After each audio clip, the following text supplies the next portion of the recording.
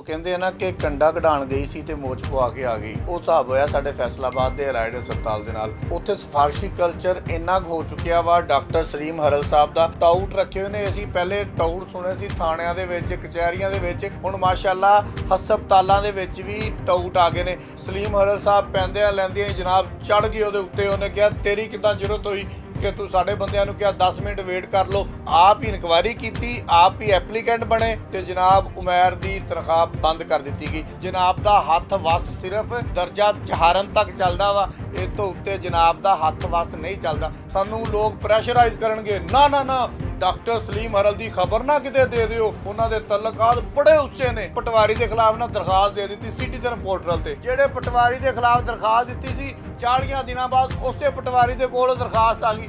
ਹੁਣ ਪਟਵਾਰੀ ਇਸ ਕੁਰਸੀ ਤੇ ਆਵੇ, ਜੀ ਸਰ ਕੀ ਮਸਲਾ ਹੈ, ਫਿਰ ਇਸ ਕੁਰਸੀ ਤੇ ਆ ਜਾਵੇ। ਉਹ ਨਹੀਂ ਨਹੀਂ ਇਦਾਂ ਨਹੀਂ ਹੁੰਦਾ, ਫਿਰ ਇਸ ਕੁਰਸੀ ਤੇ ਆ ਜਾਵੇ, ਜੀ ਸਰ ਐਸੇ ਹੁਆ ਤਾਂ। ਉਹ ਨਹੀਂ ਓਏ ਇਦਾਂ ਨਹੀਂ ਹੁੰਦਾ। ਉਹ ਕਹਿੰਦੇ ਆ ਨਾ ਕਿ ਕੰਡਾ ਕਢਾਣ ਗਈ ਸੀ ਤੇ ਮੋਚ ਪਵਾ ਕੇ ਆ ਗਈ। ਉਹ ਹਿਸਾਬ ਹੋਇਆ ਸਾਡੇ ਫੈਸਲਾਬਾਦ ਦੇ ਰਾਈਡ ਹਸਪਤਾਲ ਦੇ ਨਾਲ। ਪੁਰਾਣੀ ਇੰਤਜ਼ਾਮੀਆਂ ਨੂੰ ਇਹਨਾਂ ਗੱਲਾਂ ਤੋਂ ਕੱਢਿਆ ਸੀਗਾ ਕਿ ਉਹ ਜਨਾਬ ਕਰਪਸ਼ਨ ਕਰਦੇ ਸੀ, ਉਹ ਸਿਫਾਰਸ਼ੀ ਕਲਚਰ ਨੂੰ ਪ੍ਰਵਾਨ ਚੜਾਉਂਦੇ ਸੀ।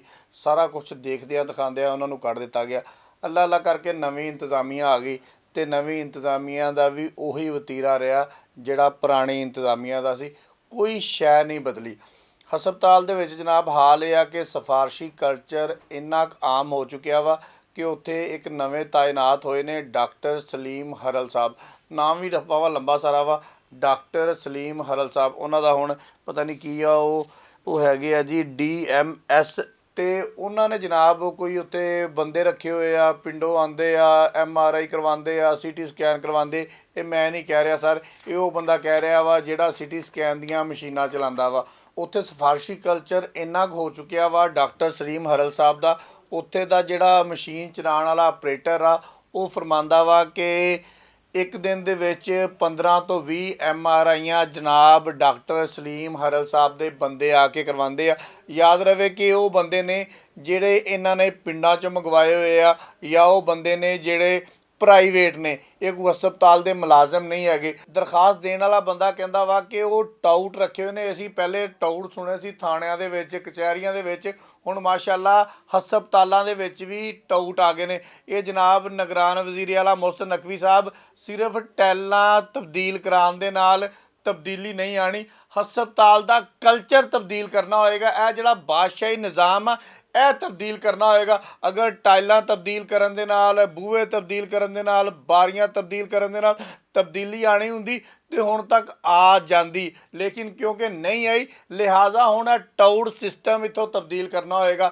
ਇਸ ਤਰ੍ਹਾਂ ਦੇ ਮੁਆਸ਼ਰੇ ਦੇ ਵਿੱਚ ਨਸੂਰ ਜਿਹੜੇ ਹਸਪਤਾਲਾਂ ਦੇ ਵਿੱਚ ਖਾਸ ਤੌਰ 'ਤੇ ਪਾਏ ਜਾਂਦੇ ਨੇ ਉਹ ਖਤਮ ਹੋਣਗੇ। ਤੁਹਾਡੇ ਸਟਾਰਟ ਦੇ ਵਿੱਚ ਆਏ ਜਦੋਂ ਤੁਸੀਂ ਆ ਕੇ ਹਸਪਤਾਲਾਂ ਦੇ ਹੰਗਾਮੀ ਦੌਰੇ ਕੀਤੇ ਤੇ ਬੜੇ ਅੱਛੇ ਮਾਮਲਾਤ ਹੋਣਾ ਸ਼ੁਰੂ ਹੋ ਗਏ ਸੀ, ਲੇਕਿਨ ਅਫਸੋਸ ਕਿ ਦੁਬਾਰਾ ਉਹੀ ਸੂਰਤ-ਏ-ਹਾਲ ਫਿਰ ਬਣਦੀ ਜਾਂਦੀ। ਅੱਗੇ ਇੱਕ ਡਰ ਖੌਫ ਹੁੰਦਾ ਸੀਗਾ ਕਿ ਕੋਈ ਪਤਾ ਨਹੀਂ ਵਜ਼ੀਰ ਆਲਾ ਜਿਹੜਾ ਰਾਤ ਨੂੰ ਵੀ ਆ ਕੇ ਹਸਪਤਾਲ ਚੈੱਕ ਕਰ ਲਏਗਾ, ਤੇ ਲੋਕ ਅਸੂਲਾਂ ਦੇ ਮੁਤਾਬਕ ਕੰਮ ਕਰਦੇ ਸੀ। ਲੇਕਿਨ ਕਿਉਂਕਿ ਅਸੀਂ ਪੰਜਾਬੀ ਕੌਮ ਆ, ਅਸੀਂ ਸਾਡਾ ਮੁਆਸ਼ਰਾ ਇੱਦਾਂ ਦਾ ਵਾ ਕਿ ਅਸੀਂ ਛੇਤੀ ਚੀਜ਼ਾਂ ਭੁੱਲ ਜਾਂਦੇ ਹਾਂ। ਅੱਛਾ ਜੀ, ਮੁਹੰਮਦ ਉਮੈਰ ਅਜ਼ੀਮ ਇੱਕ ਲੜਕਾ ਵਾ ਜਿਹੜਾ ਉਸ MRI ਮਸ਼ੀਨ ਚਲਾਉਂਦਾ ਵਾ। ਉਹ ਇੱਕ ਦਰਖਾਸਤ ਦਿੰਦਾ ਵਾ, ਦਰਖਾਸਤ ਵਿੱਚ ਮੌਕਫ ਅਖਤਿਆਰ ਕਰਦਾ ਵਾ ਕਿ ਮੈਂ ਸੁਬਾਹ ਜਦੋਂ ਡਿਊਟੀ 'ਤੇ ਆਇਆ ਤੇ ਰਾਤ ਦੀ ਡਿਊਟੀ ਦੇ ਮਰੀਜ਼ਾਂ ਦੀ ਇੱਕ ਲੰਬੀ ਲਾਈਨ ਲੱਗੀ ਹੋਈ ਸੀ ਜਿਨ੍ਹਾਂ ਨੇ ਆਪਣੀ MRI ਕਰਵਾਉਣੀ ਸੀਗੀ।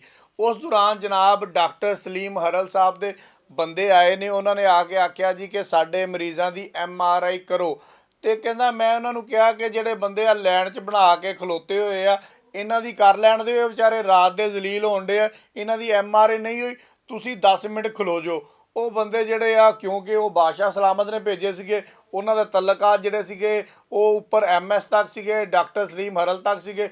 ਉਹਨਾਂ ਨੇ ਕੱਢਿਆ ਫੋਨ, ਇੱਦਾਂ ਕਰਕੇ ਆਈਫੋਨ ਹੋਣਾ ਉਹਨਾਂ ਕੋਲ, ਮੇਰੇ ਕੋਲ ਵੀ ਹੈਗਾ ਵਾ। ਉਹਨਾਂ ਬੰਦਿਆਂ ਨੇ ਫੌਰੀ ਤੌਰ 'ਤੇ ਫੋਨ ਕੱਢਿਆ, ਫੋਨ ਕੱਢ ਕੇ ਜਨਾਬ ਡਾਕਟਰ ਸਲੀਮ ਹਰਲ ਸਾਹਿਬ ਨਾਲ ਗੱਲ ਕਰਵਾਈ। ਸਲੀਮ ਹਰਲ ਸਾਹਿਬ ਪੈਂਦਿਆਂ ਲੈਂਦਿਆਂ ਜਨਾਬ ਚੜ ਗਏ ਉਹਦੇ ਉੱਤੇ। ਉਹਨੇ ਕਿਹਾ ਤੇਰੀ ਕਿੱਦਾਂ ਜ਼ਰੂਰਤ ਹੋਈ ਕਿ ਤੂੰ ਸਾਡੇ ਬੰਦਿਆਂ ਨੂੰ ਕਿਹਾ 10 ਮਿੰਟ ਵੇਟ ਕਰ ਲਓ, 15 ਮਿੰਟ ਵੇਟ ਕਰ ਲਓ, ਪਹਿਲੇ ਸਾਡੇ ਮਰੀਜ਼ਾਂ ਦੀ ਹੋਏਗੀ। ਉੱਦਾਂ ਦਾ ਉਮੈਰ ਜਿਹੜਾ ਸੀਗਾ ਮਸਤ ਸੀ, ਪਤਾ ਨਹੀਂ ਇਹ ਵੀ ਇਹਨੇ ਕੀ ਕੀਤਾ। ਇਹਨੇ ਜਨਾਬ ਆਪਣੀ ਲਾਈਨ ਜਿਹੜੀ ਲੱਗੀ ਸੀਗੀ ਉਹ ਲੱਗੀ ਰਹਿਣ ਦਿੱਤੀ ਤੇ ਫਟਾਫਟ ਇਹਦੇ ਮਰੀਜ਼ ਜਿਹੜੇ ਡਾਕਟਰ ਸਲੀਮ ਹਰਲ ਦੇ ਭੇਜੇ ਹੋਏ ਸੀ ਉਹਨਾਂ ਦੀ MRI ਕਰ ਦਿੱਤੀ। ਲੇਕਿਨ ਕਿਉਂਕਿ ਬਾਦਸ਼ਾਹ ਸਲਾਮਤ ਤੁਸੀਂ ਡਾਇਰੈਕਟ ਪੁਆਇੰਟ ਹੋਏ ਹੋ, ਜਨਾਬ ਮੁਹਸਨ ਨਕਵੀ ਸਾਹਿਬ ਦੇ ਆਰਡਰਾਂ ਦੇ ਨਾਲ ਤੇ ਤੁਸੀਂ ਇਹ ਕਰ ਸਕਦੇ ਹੋ, ਤੁਹਾਡਾ ਹੱਕ ਬਣਦਾ ਵਾ। ਤੁਸੀਂ 2 ਦਿਨ ਬਾਅਦ ਠੀਕ ਇਨਕੁਆਇਰੀ ਕੀਤੀ, ਆਪ ਹੀ ਇਨਕੁਆਇਰੀ ਕੀਤੀ, ਆਪ ਹੀ ਐਪਲੀਕੈਂਟ ਬਣੇ ਤੇ ਜਨਾਬ ਉਮੈਰ ਦੀ ਤਨਖਾਹ ਬੰਦ ਕਰ ਦਿੱਤੀ ਗਈ। ਹਾਲਾਂਕਿ ਜਨਾਬ ਡਾਕਟਰ ਸਲੀਮ ਹਰਲ ਸਾਹਿਬ, ਸ਼ਾਇਦ ਤੁਹਾਨੂੰ ਇਸ ਗੱਲ ਦਾ ਅੰਦਾਜ਼ਾ ਨਹੀਂ ਤੇ ਮੈਂ ਤੁਹਾਨੂੰ ਦੱਸ ਦਿਆਂ, ਜਨਾਬ ਸਿਰਫ ਦਰਜਾ ਚਹਾਰਮ ਦੇ ਮੁਲਾਜ਼ਮੀਨ ਦੀ ਤਨਖਾਹ ਬੰਦ ਕਰ ਸਕਦੇ ਨੇ।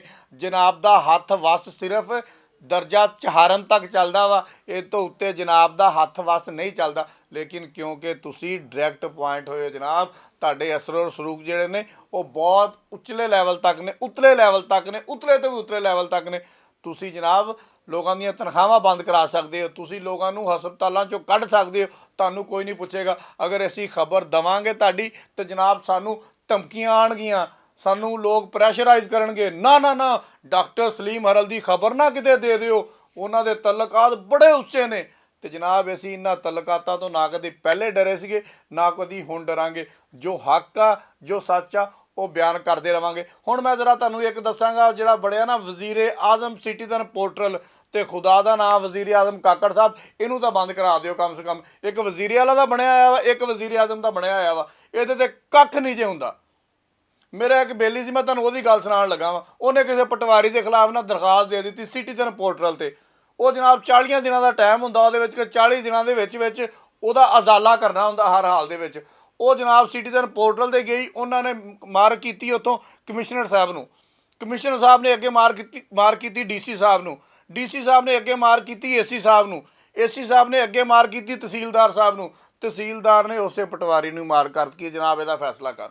ਹੁਣ ਪਟਵਾਰੀ ਇਸ ਕੁਰਸੀ 'ਤੇ ਆਵੇ, ਜੀ ਸਰ ਕਿਆ ਮਸਲਾ ਹੈ, ਫਿਰ ਇਸ ਕੁਰਸੀ 'ਤੇ ਆ ਜਾਵੇ, ਉਹ ਨਹੀਂ ਨਹੀਂ ਇੱਦਾਂ ਨਹੀਂ ਹੁੰਦਾ, ਫਿਰ ਇਸ ਕੁਰਸੀ 'ਤੇ ਆ ਜਾਵੇ, ਜੀ ਸਰ ਐਸੇ ਹੁਆ ਤਾਂ, ਉਹ ਨਹੀਂ ਓਏ ਇੱਦਾਂ ਨਹੀਂ ਹੁੰਦਾ। ਜਿਹੜੇ ਪਟਵਾਰੀ ਦੇ ਖਿਲਾਫ ਦਰਖਾਸਤ ਦਿੱਤੀ ਸੀ, 40 ਦਿਨਾਂ ਬਾਅਦ ਉਸੇ ਪਟਵਾਰੀ ਦੇ ਕੋਲ ਦਰਖਾਸਤ ਆ ਗਈ ਤੇ ਉਹਨੇ ਆਪੇ ਹੀ ਫਾਈਲ ਕਰ ਦਿੱਤੀ। ਇਹ ਹਾਲ ਹੁੰਦਾ ਜੇ ਤੁਹਾਡੇ ਸਿਟੀਜ਼ਨ ਪੋਰਟਲ ਦਾ। ਹੁਣ ਇੱਥੇ ਵੀ ਮੁਸੀਬਤ ਆਈ ਪਈ ਹੋਈ ਹੈ। ਹੁਣ ਇਸ ਉਮੈਰ ਵਿਚਾਰੇ ਨੂੰ ਕੀ ਪਤਾ ਕਿ ਸਿਟੀਜ਼ਨ ਪੋਰਟਲ ਤੇ ਦਰਖਾਸਤ ਦੇਣ ਨਾਲ ਕੁਝ ਬਣਨਾ ਵੀ ਹੈ ਕਿ ਨਹੀਂ। ਉਹਨੇ ਜਨਾਬ ਇੱਕ ਫਟਾਫਟ ਦਰਖਾਸਤ ਲਿਖੀ, ਸਿਟੀਜ਼ਨ ਪੋਰਟਲ ਤੇ ਪਾਤੀ, ਉੱਥੋਂ ਜਨਾਬ ਗਈ ਚੀਫ ਸੈਕਟਰੀ ਸਾਹਿਬ ਕੋ। ਚੀਫ ਸੈਕਟਰੀ ਸਾਹਿਬ ਨੇ ਮਾਰਕ ਕੀਤੀ ਜਨਾਬ ਵਾइस ਚਾਂਸਲਰ ਸਾਹਿਬ ਨੂੰ ਕਿ ਜਨਾਬ ਇਸ ਮੈਟਰ ਨੂੰ ਦੇਖਿਆ ਜਾਵੇ। ਵਾइस ਚਾਂਸਲਰ ਸਾਹਿਬ ਨੇ ਅੱਗੇ ਮਾਰਕ ਕਰਤੀ ਜਨਾਬ MS ਸਾਹਿਬ ਨੂੰ। ਹੁਣ MS ਸਾਹਿਬ ਨੇ ਅੱਗੋਂ ਮਾਰਕ ਕਰਨੀ ਹੈ ਡਾਕਟਰ ਸਲੀਮ ਹਰਲ ਸਾਹਿਬ ਨੂੰ, ਜਾਂ MS ਸਾਹਿਬ ਆਪ ਸੁਣ ਲੈਣਗੇ। ਉਹ ਪੰਜਾਬੀ ਦੇ ਵਿੱਚ ਕਹਿੰਦੇ ਆ ਨਾ ਕਿ ਕੁੱਤੀ ਚੋਰਾਂ ਦੇ ਨਾਲ ਰਲੀ ਹੋਈ ਆ, ਇਹ ਸਾਰੇ ਆਪਸ ਦੇ ਵਿੱਚ ਰਲੇ ਹੋਏ ਆ। ਹੁਣ MS ਸਾਹਿਬ ਨੇ ਸਲੀਮ ਹਰਲ ਸਾਹਿਬ ਨੂੰ ਬੁਲਾ ਕੇ ਕੌਫੀ ਦਾ ਕੱਪ ਲਾਣਾ ਵਾ, ਕੱਪ ਲਾ ਕੇ ਤੇ ਇਸ ਮਾਮਲੇ ਨੂੰ ਹੱਲ ਕਰਨਾ। ਅਸੀਂ ਇੱਕ ਦਿਨ ਜਾ ਕੇ ਭਾਈ ਪੁੱਛ ਬੈਠੇ MS ਸਾਹਿਬ ਨੂੰ ਕਿ ਸਾਰਾ ਦਰਖਾਸਤ ਆਈ ਹੈ, ਇਹਦੇ ਤੇ ਕੀ ਬਣਿਆ ਵਾ। ਉਹ ਨਹੀਂ, ਉਸ ਮੁੰਡੇ ਦੀ ਤਨਖਾਹ ਅਸੀਂ ਚਲਾ ਦਿੰਦੇ ਹਾਂ, ਕੋਈ ਨਹੀਂ ਤੁਸੀਂ ਦਵਾਈ ਲੈ ਲਓ ਜਿਹੜੀ ਲੈਣੀ ਆ। ਉਹ ਭਾਈ ਹਸਪਤਾਲ 'ਚ ਦਵਾਈਆਂ ਹੀ ਮਿਲਦੀਆਂ ਵਾ, ਹਸਪਤਾਲ ਦੇ ਵਿੱਚ ਕਿਦੋਂ ਪੀਜ਼ੇ ਮਿਲਦੇ ਆ। ਹਸਪਤਾਲ ਦੇ ਵਿੱਚ MS ਸਾਹਿਬ ਲੋਕਾਂ ਨੂੰ ਦਵਾਈਆਂ ਹੀ ਮਿਲਦੀਆਂ ਵਾ, ਤੇ ਦਵਾਈਆਂ ਵੀ ਫ੍ਰੀ ਮਿਲਦੀਆਂ ਵਾ। ਤੁਸੀਂ ਜਿਹੜਾ ਉਹ ਦਵਾਈਆਂ ਵਾਲਾ ਬੰਦਾ ਰੱਖਿਆ ਹੋਇਆ, ਉਹਨੂੰ ਸਿਰਫ ਇੱਕੋ ਹੀ ਕੰਮ ਸਿਖਾਇਆ ਵਾ, ਜਾਂ ਉਹਨੇ ਡਿਗਰੀ ਲਈ ਆ ਤੇ ਉਸ ਡਿਗਰੀ ਦੇ ਉੱਤੇ ਇਹੀ ਕੰਮ ਸਿੱਖਿਆ ਵਾ। ਇਹ ਦਵਾਈ ਇੱਥੋਂ ਨਹੀਂ ਮਿਲਣੀ, ਬਾਹਰੋਂ ਲੈ ਲਓ।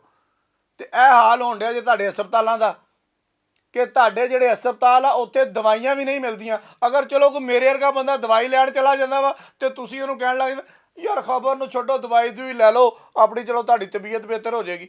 ਵੀ ਹਸਪਤਾਲਾਂ ਦੇ ਵਿੱਚ ਲੋਕੀ ਦਵਾਈਆਂ ਹੀ ਲੈਣ ਆਉਂਦੇ, ਹੋਰ ਕੀ ਕਰਨ ਆਉਂਦੇ। MS ਸਾਹਿਬ ਤੁਸੀਂ ਵੀ ਦੱਸ ਦਿਓ ਤੇ ਡਾਕਟਰ ਸਲੀਮ ਹਰਲ ਸਾਹਿਬ ਤੁਸੀਂ ਵੀ ਸਾਨੂੰ ਦੱਸ ਦਿਓ ਕਿ ਹਸਪਤਾਲਾਂ ਦੇ ਵਿੱਚ ਦਵਾਈਆਂ ਨਹੀਂ ਲਈਆਂ ਜਾਂਦੀਆਂ ਤੇ ਲੋਕਾਂ ਦੀਆਂ ਤਨਖਾਹਾਂ ਤਾਂ ਬੰਦ ਹੋ ਜਾਂਦੀਆਂ ਨਾ। ਲੋਕਾਂ ਨੇ ਪ੍ਰਾਈਵੇਟ ਬੰਦੇ ਲਿਆ ਕੇ ਤਾਂ ਹਸਪਤਾਲਾਂ ਦੇ ਵਿੱਚ ਰੱਖ ਲਿਆ ਨਾ, ਡੇਲੀ ਦੀਆਂ 12 MRIਆਂ ਤੇ ਕਰਵਾ ਲਈਆਂ। ਜਨਾਬ ਮੈਂ ਨਹੀਂ ਕਹਿ ਰਿਹਾ, ਇਹ ਤੁਹਾਡੇ ਆਪਣੇ ਹਸਪਤਾਲ ਦੇ ਬੰਦੇ ਕਹਿ ਰਹੇ ਨੇ। ਇੱਕ ਦਰਖਾਸਤ, 2 ਦਰਖਾਸਤਾਂ ਪਈਆਂ ਹੋਈਆਂ, ਇਹ ਸਿਟੀਜ਼ਨ ਪੋਰਟਲ ਦੀ ਪਈ ਹੋਈ ਆ, ਉਸ ਤੋਂ ਬਾਅਦ ਇਹ ਵਾइस ਚਾਂਸਲਰ ਨੂੰ ਲਿਖੀ ਹੋਈ ਹੈ, ਇਹ MS ਨੂੰ ਲਿਖੀ ਹੋਈ ਹੈ। ਇਹ ਸਾਰੀਆਂ ਦਰਖਾਸਤਾਂ ਦਾ ਪਲੰਦਾ ਜਨਾਬ ਤੁਹਾਡੇ ਹਸਪਤਾਲ ਦੇ ਵਿੱਚੋਂ ਸਾਨੂੰ ਮਿਲਿਆ ਵਾ ਕਿ ਤੁਸੀਂ ਲੋਕਾਂ ਨੂੰ ਦਵਾਈਆਂ ਨਹੀਂ ਦੇ ਰਹੇ, ਤੁਸੀਂ ਲੋਕਾਂ ਦੇ ਇਲਾਜ ਨਹੀਂ ਕਰਵਾ ਰਹੇ। ਤੁਸੀਂ ਸਿਰਫ ਕੀ ਕਰ ਰਹੇ ਹੋ, ਇਹਦੀਆਂ ਤਨਖਾਹਾਂ ਬੰਦ ਕਰ ਦਿਓ ਤੇ ਇਹ ਦਵਾਈ ਇੱਥੋਂ ਨਹੀਂ ਲੱਭਣੀ, ਬਾਹਰੋਂ ਮੈਡੀਕਲ ਸਟੋਰ ਤੋਂ ਲੈ ਲਓ। ਇਹ ਟੈਸਟ ਇੱਥੋਂ ਨਹੀਂ ਹੋਣਾ, ਬਾਹਰ ਹੋਣਾ, ਕਿਉਂਕਿ ਇੱਥੇ ਤਾਂ MRI ਹੋਣੀ ਆ ਸਿਰਫ ਡਾਕਟਰ ਸਲੀਮ ਹਰਲ ਸਾਹਿਬ ਦੇ ਬੰਦਿਆਂ ਦੀ, ਉਹਦੇ ਪਿੰਡ ਦੇ ਬੰਦਿਆਂ ਦੀ। ਤੇ ਜਾਂ ਜਿਹੜੇ ਉਹਨਾਂ ਨੇ ਪ੍ਰਾਈਵੇਟ ਬੰਦੇ ਰੱਖੇ ਆ ਉਹਨਾਂ ਨੇ ਲੈਣੇ ਥਬੰਟੂ ਤੇ ਫਿਰ ਕਰਵਾਉਣੀਆਂ MRIਆਂ। ਜਨਾਬ ਮੈਂ ਵਜ਼ੀਰ ਆਲਾ ਸਾਹਿਬ ਨੂੰ ਕਹਾਂਗਾ, ਚੀਫ ਸੈਕਟਰੀ ਸਾਹਿਬ ਨੂੰ ਕਹਾਂਗਾ ਕਿ ਖੁਦਾਰਾ ਸਾਡੇ ਫੈਸਲਾਬਾਦ ਦੇ ਸਭ ਤੋਂ ਵੱਡੇ ਹਸਪਤਾਲ ਦੇ ਉੱਤੇ ਰਹਿਮ ਕੀਤਾ ਜਾਵੇ ਤੇ ਇੱਥੇ ਇਸ ਤਰ੍ਹਾਂ ਦੇ ਬੰਦੇ ਤਾਇਨਾਤ ਕੀਤੇ ਜਾਣ ਜਿਹੜੇ ਕੋਈ ਕੰਮ ਕਰਨ ਵਾਲੇ ਹੋਣ। ਹੁਣ 18ਵੇਂ ਗ੍ਰੇਡ ਦੇ ਮੇਰਾ ਖਿਆਲ MS ਹੈਗਾ ਤੁਹਾਡਾ ਤੇ 18ਵੇਂ ਗ੍ਰੇਡ ਦਾ ਉਹ ਡਾਕਟਰ ਸਲੀਮ ਹਰਲ हैगा। ਹੁਣ ਇਹਨਾਂ ਦੋਨਾਂ ਨੇ एक दूसरे की इंक्वायरी करनी है जी कि सर आप बताइए आपके साथ क्या हुआ था जी, आपने क्यों दुकान बंद की उसकी, आपने क्यों तनख्वाह बंद की उसकी। उधरों दूसरा बोलेगा नहीं सर ऐसे तो नहीं होता ना, देखे ना आप बिस्किट तो खाए ना एक दफ़ा, लो जी काम हो गया, बहुत शुक्रिया।